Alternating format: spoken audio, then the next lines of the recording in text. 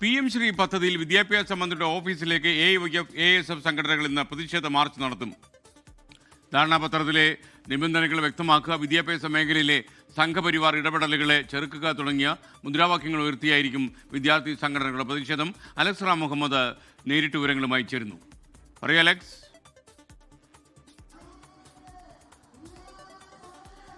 PM Shri പദ്ധതി സർക്കാരിനുള്ളിൽ മുന്നണിക്കുള്ളിൽ ആളിക്കത്തുകയാണ്. CPIയുടെ അമർഷം കഴിഞ്ഞ ദിവസം തന്നെ വ്യക്തമാക്കിയതാണ്. CPIയുടെ സംസ്ഥാന സെക്രട്ടറി ഇതെന്തു ഗവൺമെന്റ്, ഇതെന്തു സർക്കാർ, ഇതെന്ത് ഇടതുപക്ഷ നയം എന്നാണ് അദ്ദേഹം ചോദിച്ചത്.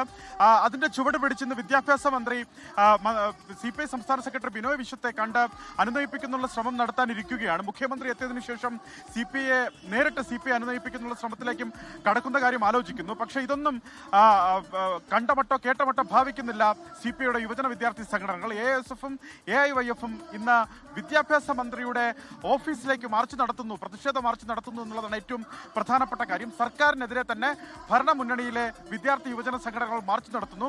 അവരുടെ പ്രധാനപ്പെട്ട ആവശ്യങ്ങൾ ഈ PM ശ്രീ പദ്ധതിയിലെ ധാരണാപത്രത്തിൽ ഒപ്പുവെച്ച PM ശ്രീ പദ്ധതിയുടെ ധാരണാപത്രത്തിലെ നിബന്ധനകൾ വ്യക്തമാക്കുക, ഒപ്പം വിദ്യാഭ്യാസ മേഖലയിലെ കാവ്യവൽക്കരണം ചെറുക്കുക തുടങ്ങിയ മുദ്രാവാക്യങ്ങളാണ് അവർ മുന്നോട്ട് വെക്കുന്നത്. ASFും AIYFും നേരത്തെ തന്നെ വ്യക്തമാക്കിയിരുന്നു, കാവ്യവൽക്കരണത്തിനെതിരെ ഒന്നിച്ചു നിൽക്കേണ്ട സമയത്ത് ഇത്തരമൊരു നീക്കം അതെന്ത് അടിസ്ഥാനത്തിലാണ്, ഇത് ഇടതുപക്ഷത്തിന് ചേർന്ന നയമല്ല എന്നവർ നേരത്തെ തന്നെ വ്യക്തമാക്കിയിരുന്നു. കടുത്ത പ്രതിഷേധവും ASFും AIYFും ഉയർത്തിയിരുന്നു.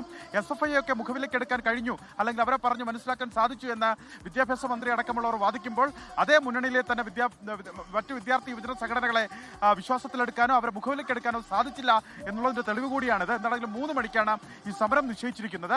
ഞാൻ നിൽക്കുന്നത് സെക്രട്ടേറിയറ്റിന് മുന്നിലാണ്. സാധാരണഗതിയിൽ ഈ ഗേറ്റ് വഴിയായിരിക്കും സമരം വരേണ്ടത്, പക്ഷേ ഈ സമര ഗേറ്റ് ഇപ്പോൾ തന്നെ അടച്ചിട്ടുണ്ട്.